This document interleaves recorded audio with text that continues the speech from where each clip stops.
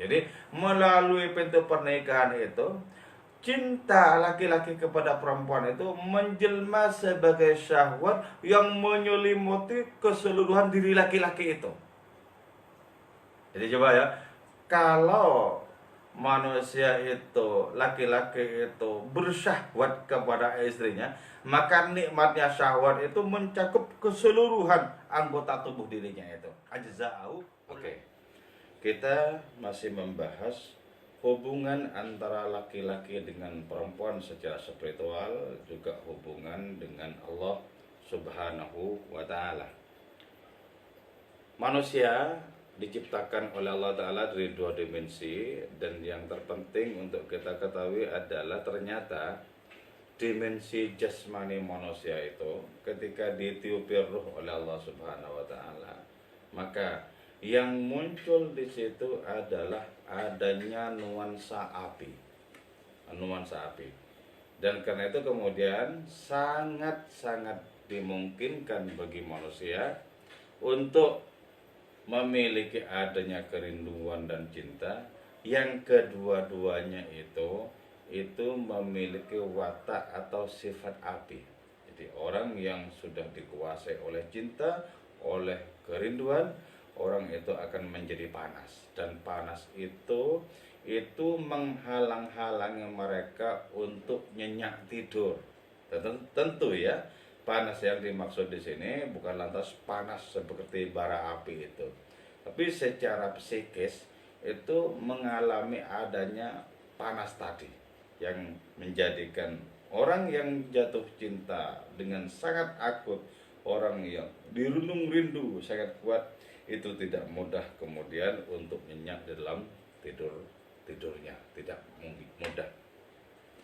Nah, adanya tiupan roh pada diri manusia menyebabkan adanya manusia memiliki sesuatu yang tak dimiliki oleh malaikat, yaitu adanya cinta dan kerinduan itu, juga adanya watak rohani api itu tidak dimiliki oleh para malaikat. Karena itu wajar kemudian kalau Allah Ta'ala memerintahkan malaikat untuk bersujud takzim kepada manusia pada saat penciptaan Nabi Adam.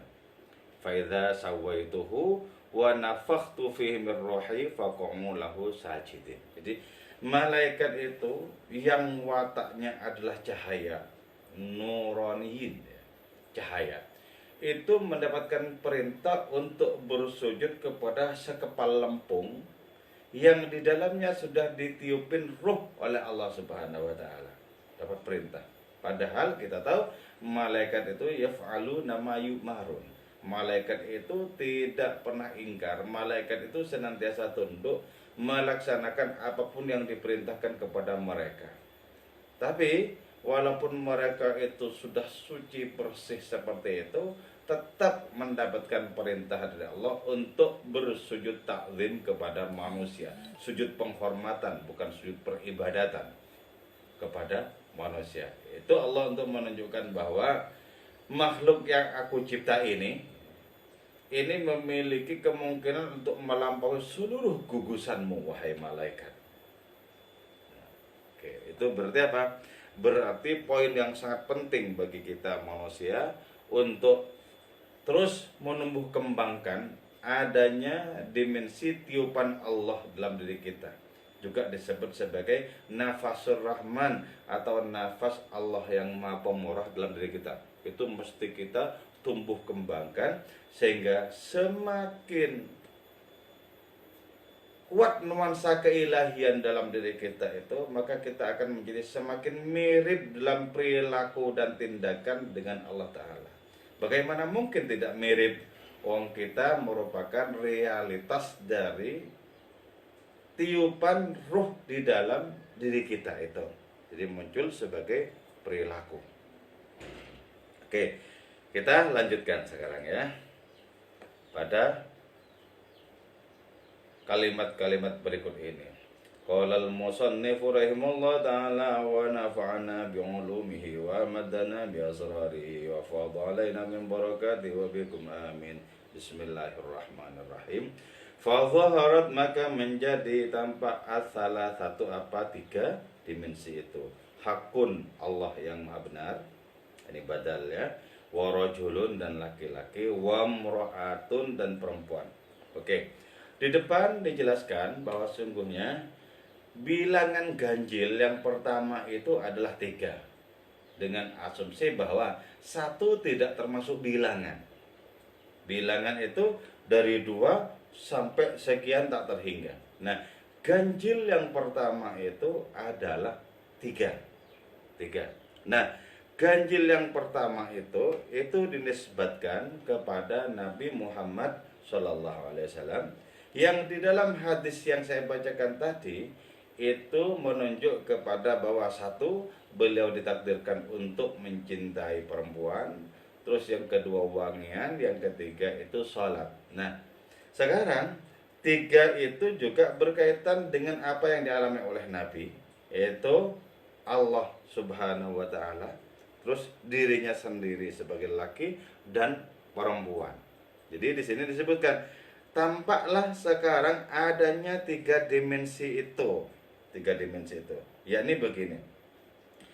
Ketika laki-laki itu mencintai perempuan, sesungguhnya laki-laki itu mencintai bagian dari dirinya sendiri. Nah, terus juga ketika Allah Ta'ala mencintai si laki-laki, sama saja juga sesungguhnya Allah Ta'ala hakikatnya mencintai dirinya sendiri. Sebab apa? Sebab dalam diri manusia itu ditiupkan roh. Dan ketika roh itu diijawantahkan, maka wujudnya adalah perilaku keilahian. Nah, kepada orang yang bisa mengejawantahkan nafas rahman atau tiupan roh itu menjadi sebuah perilaku, maka Allah Ta'ala memiliki rasa rindu yang kuat terhadap orang yang perilakunya menunjukkan perilaku Allah lewat tiupan roh itu. Ya Daud, ini asyaddu syauqan lil mustaqin, firman Allah. Daud, sesungguhnya itu aku sangat rindu kepada orang-orang yang merindukan aku. Nah, orang-orang yang perilakunya mencerminkan akhlaknya Allah, tidak boleh tidak, itu pasti muncul dari kerinduan kepada Allah Subhanahu wa taala. Jadi ketika orang itu rindu kepada seorang, maka orang itu pasti memiliki korelasi yang kuat dengan orang yang dirindukan, memiliki kesamaan ontologis yang kuat dengan yang dirindukan. Sebagaimana ketika ada di antara para wali yang merindukan Allah Subhanahu wa taala, pasti korelasinya itu sangat kuat. Jadi Allah itu mencintai seseorang yang nafasur rahman terijawantahkan dalam diri orang itu, dan orang ini jatuh cinta kepada perempuan yang tak lain merupakan bagian dari dirinya sendiri. Jadi ini yang disebut dengan maka tampaklah 3 dimensi itu, yaitu hakun, warajulun, wa mur'atun. Allah Ta'ala laki-laki dan perempuan. Oke. Fahannar rajulu, maka gandrung atau cinta ar-rajul siapa laki-laki ila rabbi kepada Tuhannya alladzi yang ada bentuk ladzi asluhu ialah asal usulnya itu rajul. Jadi ya, kalau laki-laki itu cinta kepada Allah itu karena cinta kepada asal usulnya. Kalau di dalam ungkapan Maulana Rumi disebutkan karena manusia itu gandrung cinta kepada kampung halamannya. Jadi kampung halaman hakiki itu adalah Allah Subhanahu wa taala. Maka karena itu sesungguhnya sangat masuk akal, sangat rasional ketika kita diasingkan di dunia yang fana ini, kemudian muncul dalam diri kita kerinduan kepada kampung asal usul. Itu sangat rasional. Sangat rasional. Jadi karena itu ketika para wali, para sufi, para nabi itu kangen Gusti Allah sebagai asal usul mereka, itu sesungguhnya sangat bisa dimaklumi dan memang semestinya seperti itu. Semestinya seperti itu. Maka karena itu kemudian penting bagi kita untuk membangun sembah sujud itu dengan fondasi kerinduan, dengan fondasi cinta, dengan membebaskan diri dari berbagai macam godaan apapun yang lain. Itu menjadi sangat penting bagi diri kita. Jadi kecintaan seseorang kepada Allah hakikatnya adalah kecintaan orang itu kepada asal usulnya. Haninal mar'ati ilaihi, sebagaimana perempuan yang mencintai kita laki-laki adalah cinta kepada asal usul penciptaannya itu. Karena dalam penciptaan perempuan itu diciptakan dari laki-laki. Jadi perempuan cinta laki-laki, laki-lakinya itu cinta kepada Allah Subhanahu wa taala.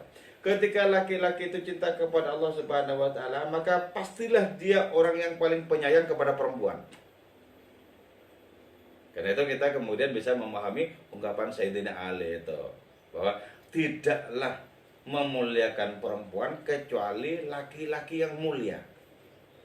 Laki-laki yang mulia. Jadi kenapa? Karena pantulan cinta kepada Allah Ta'ala itu kemudian juga merambah kepada cinta terhadap perempuan itu tadi. Jadi cinta laki-laki kepada Allah Ta'ala adalah cinta kepada asal usulnya, sebagaimana cintanya perempuan kepada laki-laki itu sendiri. Karena itu fahabbaba ilaihi rabbuhu, fahabbaba maka menjadikan cinta itu, memberikan cinta ilahi kepada Nabi Muhammad. Rabbu siapa? Tuhannya Nabi Muhammad. Memberikan cinta an-nisaa kepada perempuan.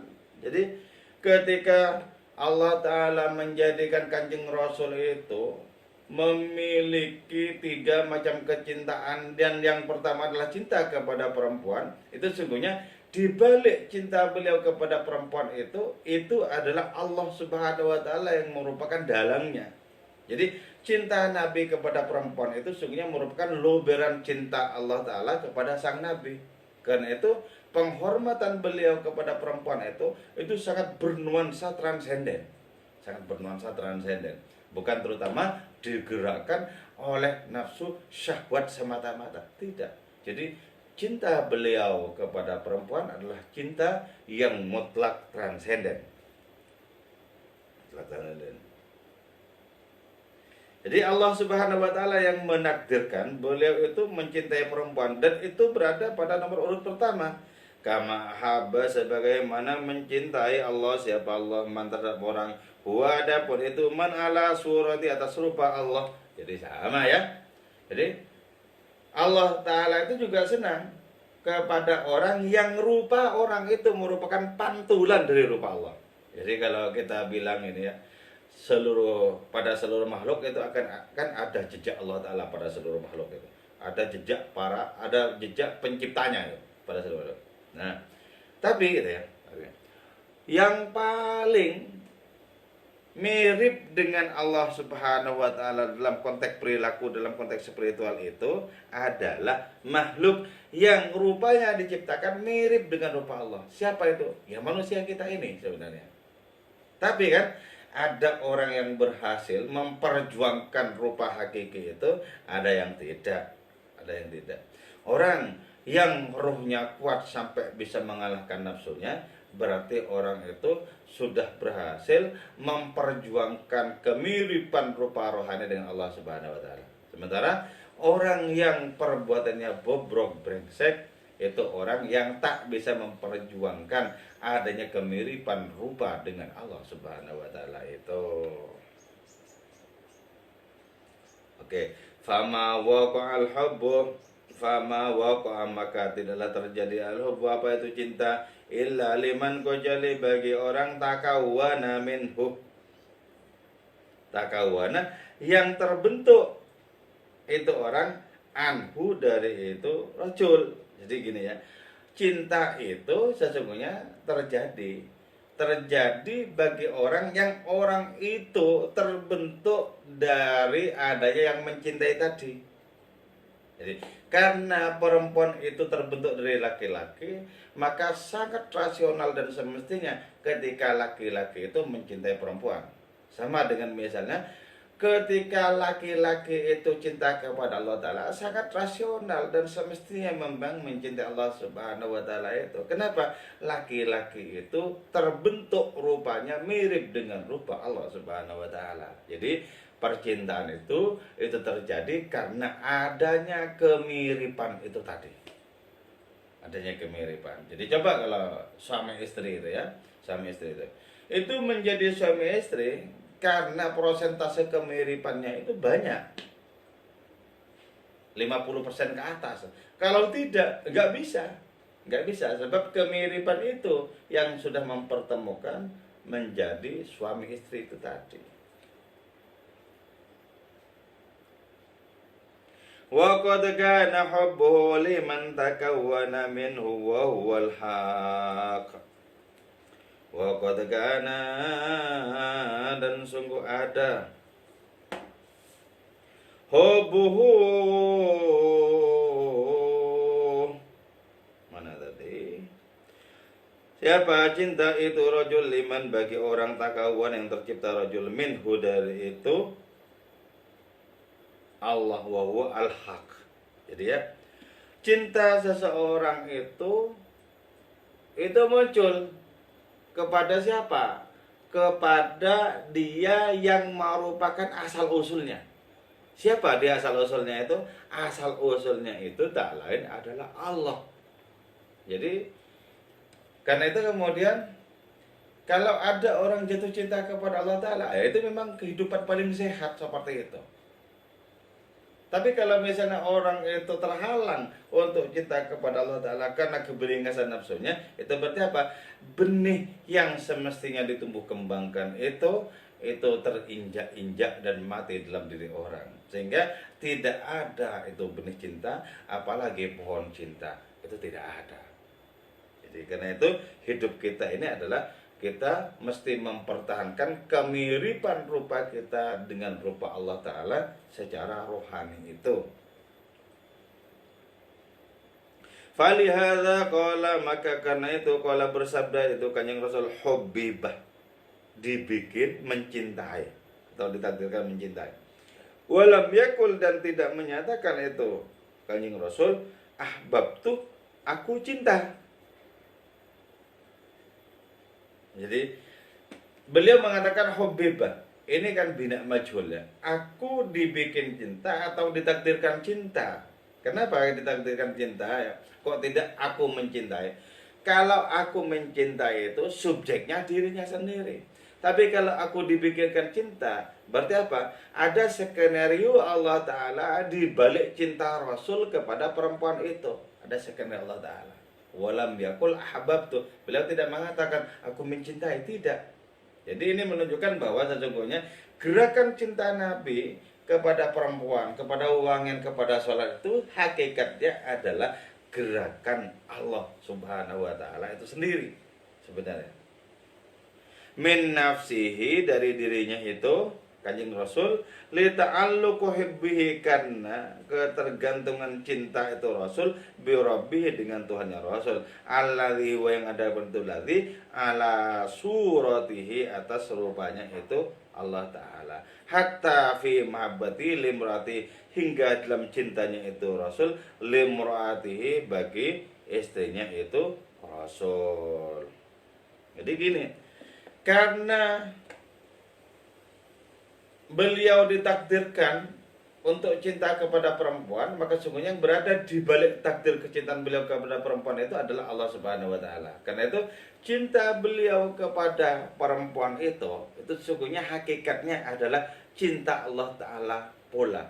Tapi dalam konteks seperti ini, karena perempuan itu diciptakan dari laki-laki, maka berarti kecintaan asal usul kepada dirinya sendiri. Cinta perempuan kepada laki-laki adalah cinta kepada asal usulnya. Cinta kepada asal usulnya. Fa innahu ahabbahu billahiyahu. Ini jelas. Fa innahu, karena sungguh itu Rasul ahabba, mencintai Rasulullah kepada itu perempuan, bihubbillah, karena cintanya Allah Ta'ala ia kepada Rasul, takhalluqan ilahiyan, dengan adanya akhlak yang bersifat keilahian. Jadi kalau orang itu hatinya bersih, kalau orang itu saleh, kalau orang itu dekat dengan Allah Subhanahu wa Ta'ala, maka cinta orang kepada apapun, sesungguhnya cinta orang itu kepada Allah Ta'ala juga. Atau juga begini, kalau orang itu akrab dengan Allah Ta'ala, maka cinta orang itu kepada pun adalah cinta Allah kepada segala sesuatu itu juga. Sama. Sama. Jadi cinta beliau kepada perempuan itu karena cintanya Allah kepada beliau. Jadi gini, istilahnya itu gini. Beliau itu hanya mentransformasi apa yang dilakukan oleh Allah Ta'ala bagi dirinya. Apa yang dilakukan oleh Allah Ta'ala bagi dirinya. Ketika sudah merasakan betapa melimpah ruah cinta Allah Ta'ala bagi dirinya, maka cinta yang melimpah ruah itu dibagi-bagikan oleh beliau kepada semesta. Terutama dibagi-bagikan kepada perempuan dari kalangan istri beliau itu. Jadi di sini tidak lantas dipahami bernafsu kepada setiap perempuan, kemudian dikatakan ini merupakan luberan cinta Allah. Di sini harus dibedakan ya, antara cinta dengan nafsu. Itu perbedaannya sesungguhnya sangat tegas sekali. Beda antara cinta dengan nafsu itu. Nafsu itu merupakan apa? Merupakan pseudo, merupakan imitasi dari cinta yang paling kasar. Walamma habba, dan setelah mencintai ar-rajulu siapa laki-laki al-mar'atah kepada itu perempuan, talaba maka menginginkan itu rajul al-wuslata kepada adanya ketersambungan, ay ghayatal wuslati dengan sangat terhubung, allati takunu yang ada itu lati fil mahabbati dengan fil mahabbati dalam cinta, falam yakun maka tidak ada fi suratin nasyatil unsuriyati dalam rupa pertumbuhan manusia yang terdiri dari 4 unsur itu tadi, lebih agung wuslatan keterhubungannya minan nikahi dari adanya pernikahan. Jadi ya, karena laki-laki itu cinta banget kepada perempuan, maka laki-laki itu ingin tersambung. Tersambung itu gimana? Sudah tidak ada batasan-batasan lagi, sudah tidak ada jarak lagi.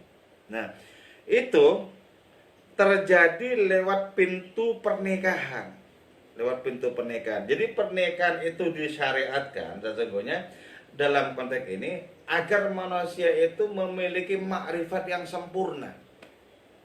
Agar memiliki makrifat yang sempurna. Kita ingat di awal bahwa sesungguhnya makrifat kepada diri itu didahulukan dibandingkan makrifat kepada Allah. Karena itu man arafa nafsahu faqad arafa rabbahu. Jadi hanya ketika orang sadar dan makrifat terhadap dirinya sendiri, maka orang itu dibukakan pintu untuk makrifat kepada Allah Subhanahu wa taala. Dan salah satu hal terpenting dalam makrifat diri adalah mengenal dan mencintai perempuan. Dan mengenal dan mencintai yang paling dekat itu adalah pernikahan. Jadi betapa sangat agungnya kalau begitu adanya pernikahan itu sangat agung. Jadi pernikahan itu dalam rangka apa? Dalam rangka untuk menyempurnakan makrifat kepada Allah Subhanahu wa taala. Sebab lewat pintu pernikahan itu orang mengalami 2 hal sekaligus dari sifat Allah, yaitu sifat jalaliyah kelaki-lakian yang diwakili oleh diri si laki-laki itu, dan sifat jamaliyah atau keindahan yang diwakili oleh perempuan itu. Maka karena itu kemudian ada garansi dari Kanjeng Nabi Muhammad SAW, yaitu man tazawwaja faqad ahraza syatra dinihi. Orang yang menikah maka berarti orang itu sudah menjaga separuh dari agamanya.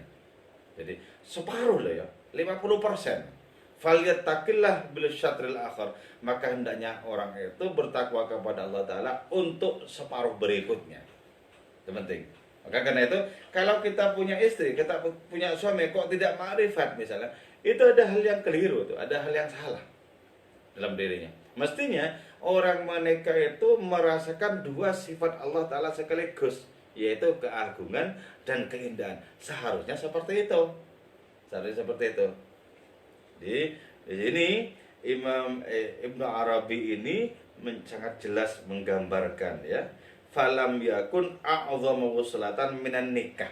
Jadi tidak ada ketersambungan yang paling agung dengan perempuan dan otomatis dengan Allah Subhanahu wa taala dibandingkan dengan adanya pintu pernikahan ini. Jadi pintu pernikahan. Jadi ada apa? Ada jamaliyah, ada jalaliyah, ada keindahan, ada keagungan Allah Subhanahu wa taala tersebut. Walihada, dan karena ini adanya pernikahan itu tak umum menjadi mencakup asyahwatu, apa syahwat, ajza'ahu, kepada keseluruhan bagian dari laki-laki, kula semuanya ajza. Jadi melalui pintu pernikahan itu cinta laki-laki kepada perempuan itu menjelma sebagai syahwat yang menyelimuti keseluruhan diri laki-laki itu. Jadi coba ya, kalau manusia itu, laki-laki itu bersyahwat kepada istrinya, maka nikmatnya syahwat itu mencakup keseluruhan anggota tubuh dirinya itu. Ajza'u kullaha, mencakup semuanya. Jadi nikmatnya itu bukan hanya nikmat di bagian tertentu, di mana bagian tertentu itu merupakan sarana untuk mencapai puncak kenikmatan. Tidak, keseluruhan. Keseluruhan diri merasakan adanya nikmat itu. Nah ini dia. Ini merupakan apa? Ibadah yang cocok dengan nafsu. Dan ini bisa mengantarkan seseorang untuk akrab dengan Tuhan, dengan Allah Subhanahu wa ta'ala. Karena itu diungkapkan bahwa pada saat laki-laki atau perempuan itu orgasme, itu saat-saat istijabah untuk berdoa. Saat-saat istijabah untuk berdoa. Jadi tentu saja di situ kita meresapi keagungan sekaligus keindahan Allah Subhanahu wa taala. Ada saat ijabah ketika orang suami istri itu orgasme. Disitulah saat ijabah. Kita perlu berdoa kepada Allah Ta'ala tentang perkara-perkara yang penting di saat itu. Walaupun tidak harus menggunakan bahasa verbal, apalagi pakai toa. Jangan. Ya Allah, ya enggak usah, nanti malah ketahuan orang. Cukup dalam hati saja. Walidzalika, dan karena itu umiro diperintahkan untuk laki-laki bil istisal, dengan adanya mandi, minhud, lantaran adanya perkawinan itu. Jadi mandi. Kan pertanyaannya begini ya, yang sering tanyakan, kenapa orang keluar sperma itu kok harus mandi seluruh tubuh? Kenapa orang BAB kok cuman mesti wudhu kalau mau sholat? Kenapa? Padahal spermanya kan kecil, BAB-nya itu kan biasanya besar. Nah itu alasannya tadi, kata Ibnu Arabi, karena seluruh tubuh itu merasakan, seluruh tubuh itu diliputi oleh adanya kenikmatan lewat perkawinan suami istri itu loh. Karena itu walidzalika umira bil ikhtisal minhu, fa'amat, maka mencakup at-taharatu, apa bersuci itu, kama ammal fana, sebagaimana mencakup al-fana, apa kefanaan, fiha, pada diri itu, imro'ah, pada diri itu sang istri ya. Indah husul syahwati, ketika hasilnya itu syahwat. Jadi ya, kenapa kok disucikan seluruh tubuh? Karena begitulah ketika sudah tenggelam dalam kenikmatan tak terpermana itu juga mencakup keseluruhan jasad manusia itu. Jadi karena itu semuanya itu mesti disucikan. Alasannya kenapa disucikan? Fa innal haqqa, karena sungguhnya Allah Subhanahu wa taala yang Maha benar, wa yurun, ialah Maha pencemburu, ala abdihi, atas hambanya itu Allah, ayyata, kita kepada hendaknya meyakini itu abad, annau, sesungguhnya itu abad, yaltadhu, ialah merasakan lezat bi ghairihi, dengan selainnya Allah Subhanahu wa taala. Jadi Allah taala itu Maha pencemburu, la ahada aghyaru minallah. Sabda Kanjeng Nabi, tidak ada siapapun lebih pencemburu dibandingkan dengan Allah taala. Nah, karena manusia itu bisa meyakini bahwa dia merasakan nikmat tidak dengan Allah taala tapi dengan istrinya, maka kemudian turun perintah untuk apa? Untuk bersuci secara keseluruhan itu. fatahharuhu bil ghusli liyarji'a bin nadhir ilai fi man fanya fihi id la yakunu illa dzalika.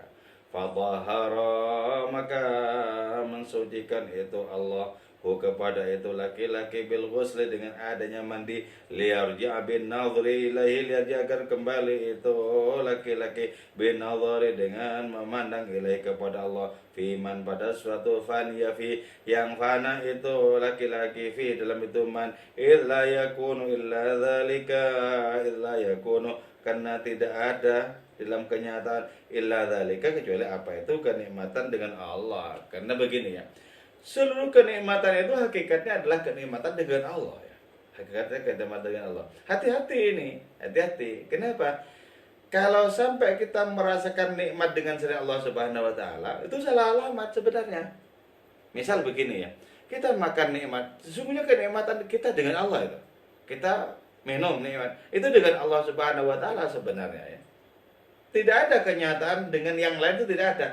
Kalau kita merasa nikmat dengan makanan, dengan istri, dengan minum dan lain semacamnya, itu sebenarnya kita tertipu oleh adanya gambaran yang kita ciptakan sendiri. Tidak begitu. Seluruh kenikmatan itu dengan Allah Subhanahu wa taala sebenarnya. Nah, ini penting bagi kita agar apa? Agar kita tidak membayangkan kenikmatan itu di makhluk-makhluk. Makhluk itu cuman dimensi lahiriahnya saja. Hakikat kenikmatan itu berlangsung dengan Allah, berlangsung bersama Allah sebenarnya. Karena itu kita perlu melatih. Misalnya kita habis makan siang, enak, pakai sambal dan lain semacamnya. Rasakan kenikmatan itu sesungguhnya dengan Allah ya, bukan dengan makanan itu sendiri. Makanan itu sendiri, kalau Allah berkehendak bisa dirubah dan tidak ada kenikmatan apapun di situ. Nah, ini sebenarnya penting untuk apa? Mentransendensikan rasa senang kita, rasa nikmat kita ketika kita mengkonsumsi atau merasakan sesuatu. Jadi kenikmatan kita laki-laki dengan para istri itu kenikmatan dengan Allah Ta'ala. Jangan salah sangka. Jangan salah sangka, kenikmatan dengan Allah. Nah, ini pentingnya kita belajar hakikat. Sehingga rasa nikmat kita itu berlangsung di wilayah hakikat yang seperti itu. Jadi karena itu kita dari sekarang kita latih, kita minum air dingin, nikmat sekali ya. Kalau kita membaca biografinya Syekh Abdul Hasan Syadzili, beliau itu kan senang minuman dingin, karena rasa nikmat. Nah, itu rasa senang beliau itu, rasa senang bersama Allah, bukan dengan minuman dinginnya itu, bukan. Nah, karena itu silakan kita memiliki apa saja, nikmati apa saja, asalkan apa? Kita bisa merasakan kenikmatan itu dengan Allah, bukan dengan segala sesuatu yang tampak secara lahiriah itu. Sama sekali bukan. Bukan. Nah, ini pelajaran yang sangat penting dari Syekh Muhyiddin Ibn Arabi itu. Sangat penting. Oke. Wa fa idza syahadar rajul, saya kira ini yang saya sampaikan ya. Pelajaran terpenting bagi diri kita adalah apa? Pandang segala sesuatu dan temukan Allah, bukan segala sesuatu itu terutama. Nikmati segala sesuatu bersama dengan Allah, bukan dengan segala sesuatu itu. Segala sesuatu yang hanya merupakan dimensi lahiriah itu mesti kita terobos agar kita sampai di Allah Ta'ala ketika menikmati sesuatu itu.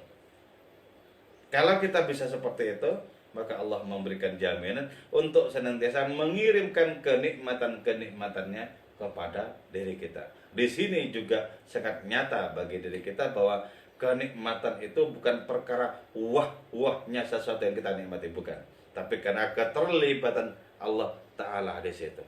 Itulah sebabnya ada kenikmatan-kenikmatan yang bisa dikonsumsi, dinikmati seseorang, dan itu sama sekali tidak nikmat bagi orang lain, bagi makhluk lain. Coba misalnya begini ya, saya memiliki burung merpati banyak, saya ngasih pakan berupa jagung mentah itu dengan lahap itu ya, dengan lahap dinikmati oleh burung-burung itu. Saya bertanya-tanya itu, apa nikmatnya jagung-jagung mentah seperti itu? Itu apa? Kenikmatan yang berada di makhluk lain, saya tidak bisa menikmati itu. Itu menunjukkan bahwa itu bukan karena perkara jagungnya itu, bukan. Tapi keterlibatan Allah Ta'ala dalam menjadikan burung itu bisa menikmati jagung. atau keterlibatan Allah Ta'ala dalam diri kita menikmati makanan-makanan tertentu yang orang lain belum tentu bisa menikmati. Jadi sangat jelas bahwa ketika kita menikmati sesuatu, kita menikmati Allah Subhanahu wa Ta'ala hakikatnya. Oke. Alhamdulillah, ini yang saya sampaikan di siang hari ini, moga-moga manfaat bagi diri kita, berkah dari kita. Moga sisa umur kita senantiasa nikmat bercengkrama dengan Allah Subhanahu wa Ta'ala, dan kehidupan kita makin bermakna bagi sama. Oke, wal afu minkum. Wassalamualaikum warahmatullahi wabarakatuh.